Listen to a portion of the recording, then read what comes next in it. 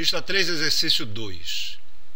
Um estudante de física realizou um experimento em que a diferença de potencial entre as extremidades de um fio reto ao longo foi variada.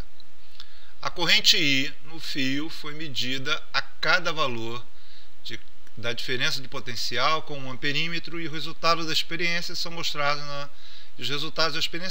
na tabela.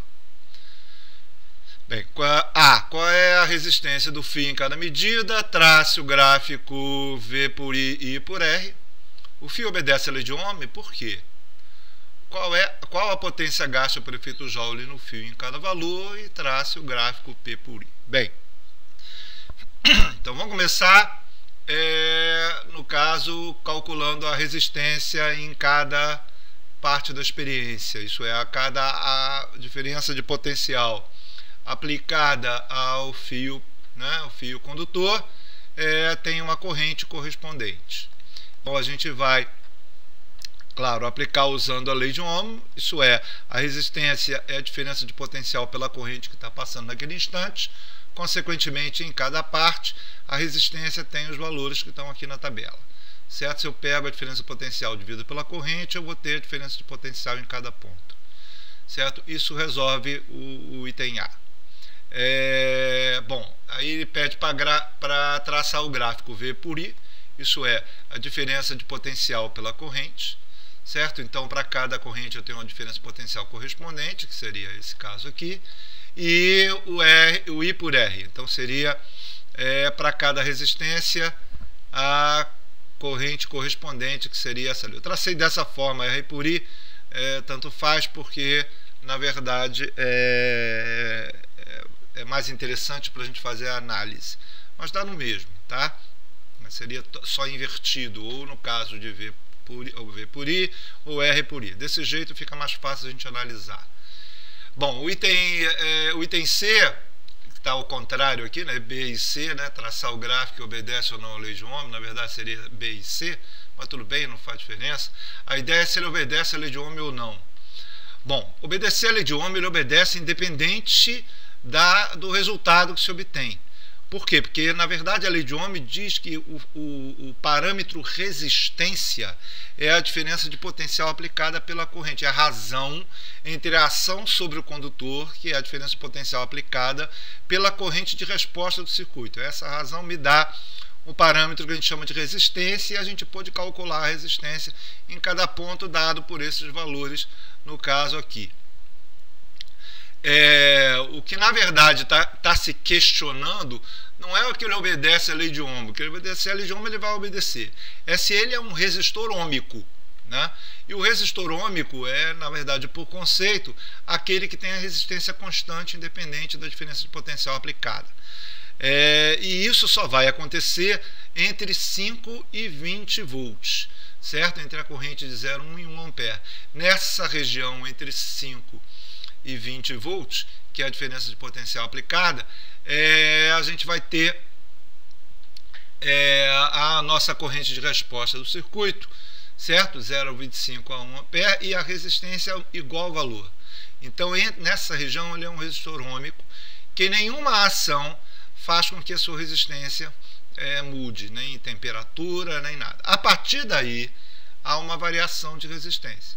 Então, a resistência varia por N motivos. Pode ser por temperatura, pode ser por efeitos ligados ao tipo de liga que você tem, ou qualquer coisa parecida. Então, o que interessa aqui é que, no caso, a resistência varia e tem essa variação desse tipo que está aqui. Então, essa variação faz com que o resistor, a partir de 1 ampere ou a partir de 20 volts, ele não seja um resistor ôhmico, sua resistência não seja constante. Ele cai a resistência, depois aumenta, depois cai de novo. Então, essa é a característica desse resistor, dessa experiência que está aqui. Bem, aí ele pediu para dar a potência em cada ponto. E a potência em cada ponto, ela é dada pela expressão potência igual a diferença potencial vezes a corrente.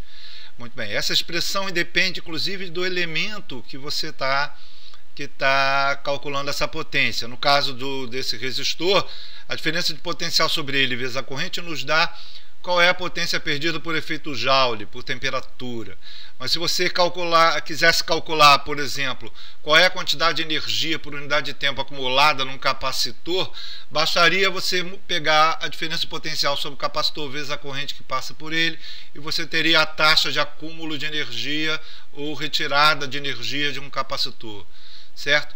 Então, os elementos, se você quer saber com que taxa que uma fonte entrega energia a um circuito, você pegaria a FEM dele, que é a diferença potencial sobre ele, vezes a corrente que passa pela fonte, e você teria com que taxa de energia a fonte entrega energia ao circuito, assim por diante.